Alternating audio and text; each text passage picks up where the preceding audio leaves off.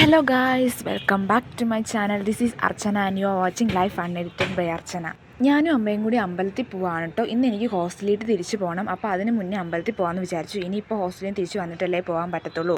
രാവിലെ തന്നെ നല്ല മഴയാണ് കേട്ടോ. ആദ്യമേ പാഴൂരമ്പലത്തിലാട്ടോ വന്നത്. ഞാൻ മൊത്തം നനഞ്ഞു കുളിച്ചായിരുന്നേ. ഇത് കഴിഞ്ഞിട്ട് ഇനി ചോറ്റാനിക്കരയിൽ പോകാനുള്ളതാണ് കേട്ടോ. രാവിലെ ഇത്രയും മഴ പെയ്യുമെന്ന് ഞങ്ങൾ വിചാരിച്ചില്ല. മൊത്തം നനഞ്ഞു. ഞങ്ങൾ ഇവിടുന്ന് പെട്ടെന്ന് ഇറങ്ങി കേട്ടോ. കാരണം ചോറ്റാനിക്കര വരെ എത്തേണ്ടതല്ലേ, ബസ് കിട്ടിയിട്ട് വേണമല്ലോ പോകാൻ. അതും രാവിലെ ഇത്രയും മഴ ആയതുകൊണ്ട് ആകെ മൂഡ് ഓഫ് ആയി. പിന്നെ ഇറങ്ങിയപ്പോൾ തന്നെ ബസ് കിട്ടിയിട്ടോ, സീറ്റും കിട്ടി. അപ്പോഴൊരു സമാധാനമായത്. ബസ്സിലിരുന്നിട്ട് കുളിർന്നിട്ട് പാടില്ലായിരുന്നു കേട്ടോ. ഡ്രസ്സ് മൊത്തം നനഞ്ഞു. ഞാനൊരു ഫുൾ ഫ്രോക്കാട്ടോ ഇട്ടിരുന്നത്. അപ്പോൾ പിന്നെ അത് നിലത്തോടെ ഉരഞ്ഞും മഴ നന്നായിട്ട് അടിച്ചിട്ട് എൻ്റെ ഡ്രസ്സ് മൊത്തം നനഞ്ഞു. ചോറ്റാനിക്കര അമ്പലത്തിയിട്ട് ഇവിടുന്ന് ബസ് ഇറങ്ങിയിട്ട് കുറച്ച് നടക്കാനുണ്ട് കേട്ടോ. ചോറ്റാനിക്കര അമ്പലത്തിലെത്തിയപ്പോഴത്തേക്കും മഴ കുറച്ചൊന്ന് ശമിച്ചായിരുന്നു. പിന്നെ അമ്പലത്തിൽ നല്ല തിരക്കായിരുന്നു കേട്ടോ. അമ്പലത്തിൽ തിരക്ക് കണ്ടപ്പോൾ ഇന്ന് തൊഴുതിറങ്ങി പോരാൻ പറ്റുമെന്ന് വരെ ഞങ്ങൾ വിചാരിച്ചിട്ടോ. കാരണം അത്രയ്ക്ക് തിരക്കായിരുന്നു കേട്ടോ. തൊഴാനുള്ള ക്യൂവിൻ്റെ അറ്റം കണ്ടുപിടിക്കാൻ വേണ്ടിയിട്ടാട്ടോ ഞങ്ങൾ ഇങ്ങനെ കിടന്ന് നടക്കുന്നത്. എവിടെ അറ്റം എന്ന് കണ്ടുപിടിക്കാനേ പറ്റുന്നുണ്ടായിരുന്നില്ല. അമ്മ ഇടയ്ക്കിടയ്ക്ക് പറയുന്നുണ്ടായിരുന്നേ കൈ വിട്ട് പോകരുത്, പുറകെ തന്നെ ഉണ്ടാവണമെന്ന്. ഞാനിങ്ങനെ ഫോണിൽ വീഡിയോ എടുത്തുകൊണ്ട് പോകുന്നതുകൊണ്ട് ചിലപ്പോൾ കൈ വിട്ട് പോകാനുള്ള സാധ്യതയുണ്ട്. അതുകൊണ്ടാട്ടോ അങ്ങനെ പറഞ്ഞത്. കുറേ അന്വേഷിച്ചതിന് ശേഷം ഞങ്ങൾക്ക് ഇതാ എവിടെയാണ് ഇതിൻ്റെ എൻഡിൽ കിട്ടിയിട്ടോ. താഴെ വരെ ഉണ്ടായിരുന്നു. ഇവിടെ അടുത്ത് തന്നെ എന്താ ഭഗവതിയുടെ വലിയൊരു ഫോട്ടോയൊക്കെ അലങ്കരിച്ച് വെച്ചിട്ടുണ്ടായിരുന്നേ. നല്ല രസമുണ്ടായിരുന്നു. പിന്നെ നമ്മൾ ഈ പോകുന്ന ഈ വഴിയൊക്കെ നമ്മൾ ഇനി തൊഴാൻ വേണ്ടിയിട്ട് തിരിച്ച് പോരേണ്ട വഴികളാണ് കേട്ടോ. അത് കണ്ടോ, അതൊക്കെ മൊത്തം തിരക്കാണ്. ഇനി എപ്പോൾ തൊഴുതിറങ്ങുമെന്ന് ഒരു പിടിയില്ല. ഇനിയിപ്പോൾ ചെന്നിട്ട് വേണം ഹോസ്റ്റലിൽ പോകേണ്ട കാര്യങ്ങളൊക്കെ എടുത്തു വെക്കാൻ. എനിക്ക് ആകെ ടെൻഷനായിട്ട് പാടില്ലായിരുന്നേ. എനിക്ക് പിന്നെ ഇങ്ങനെ ക്യൂവിൽ നിൽക്കുന്നത് തീരെ ഇഷ്ടമല്ല. എനിക്ക് ബോറടിക്കും കേട്ടോ. അനിയത്തി കൂടെ ഇല്ലാത്തത് കൊണ്ട് ഞാൻ അമ്മയും മാത്രമല്ലേ ഉള്ളൂ. എനിക്ക് കമ്പനിക്ക് പറ്റിയ ആളല്ല. അനിയത്തി ആണെങ്കിൽ കുറച്ചുകൂടി ഇത് രസം ഉണ്ടാവത്തുള്ളൂ. അവർക്ക് എന്തായാലും വരാൻ പാടില്ലാത്തതുകൊണ്ട് ഞാനും അമ്മയും മാത്രമാട്ടോ വന്നത്. ക്യൂ നീങ്ങുന്നുണ്ട്. ഞങ്ങളുടെ ക്യൂ മാത്രം എന്തോ നീങ്ങാതെ അവിടെ ആണെങ്കിൽ അത് കണ്ടിട്ട് ദേഷ്യം വരുമായിരുന്നു. കാരണം ഞങ്ങളുടെ ക്യൂ മാത്രം നീങ്ങുന്നില്ല. ഞങ്ങളുടെ അപ്പുറം നിന്നവരും ഇപ്പുറം നിന്നവരും ഒക്കെ പോയി. ഞങ്ങൾ മാത്രം അവിടെ ഇങ്ങനെ. ഞാൻ കുഞ്ഞായിരുന്ന സമയത്ത് ഇങ്ങനെയുള്ള സാധനങ്ങളൊക്കെ എവിടെ അമ്പലങ്ങളിലോ അല്ലെങ്കിൽ എവിടെയെങ്കിലുമൊക്കെ പോകുമ്പോൾ കാണുമ്പോൾ ഞാൻ വാശി പിടിക്കുമായിരുന്നു കേട്ടോ. ബട്ട് എനിക്കിപ്പോൾ ഇങ്ങനെയുള്ള സാധനങ്ങൾ കാണാൻ ഇഷ്ടമാണെങ്കിലും വാങ്ങാൻ വലിയ താല്പര്യമൊന്നുമില്ല കേട്ടോ. ആ ഇൻട്രസ്റ്റ് ഒക്കെ പോയി. പക്ഷേ എൻ്റെ അനിയത്തി ഇപ്പോഴും ഇതിനൊക്കെ വേണ്ടിയിട്ട് വാശി പിടിക്കും കേട്ടോ.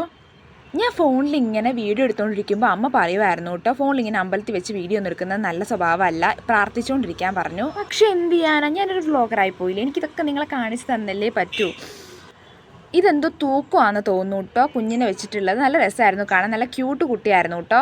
അവസാനം ഞങ്ങൾ ആ മേളിൽ കയറിയിട്ടോ. ഇനി കുറച്ച് ദൂരം കൂടി ഉള്ളൂ. ഇപ്പോൾ ഭഗവതിയുടെ എന്തോ എഴുന്നള്ളിപ്പാന്നാട്ടോ തോന്നുന്നത്. അങ്ങനെ എന്തോ ആണ്.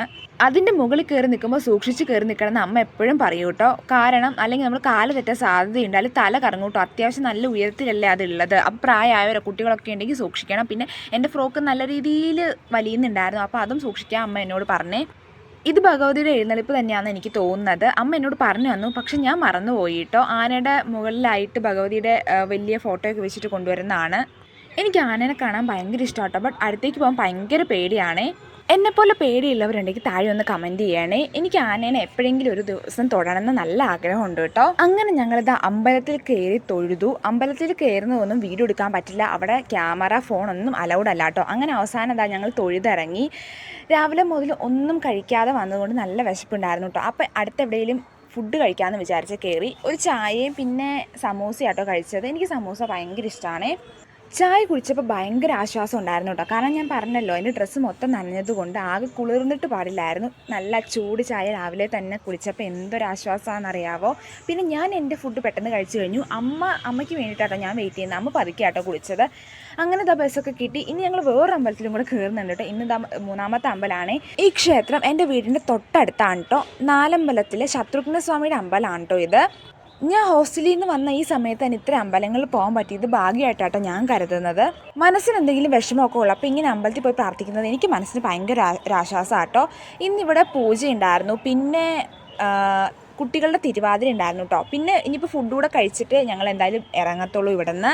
എനിക്ക് ചോറിൽ ഇങ്ങനെ സാമ്പാർ ഒഴിക്കുന്നത് തീരെ ഇഷ്ടമല്ല. ബട്ട് ഞാനിങ്ങനെ വീഡിയോ എടുത്തുകൊണ്ടിരുന്നതുകൊണ്ട് അത് ശ്രദ്ധിച്ചില്ല അവരെന്താ ഒഴിച്ചതെന്ന് കേട്ടോ. അങ്ങനത്തെ ഫുഡൊക്കെ കഴിച്ച് വീട്ടിൽ മടങ്ങുകയാണ്. അപ്പോൾ ഇന്നത്തെ വീഡിയോ എത്തുള്ളൂ.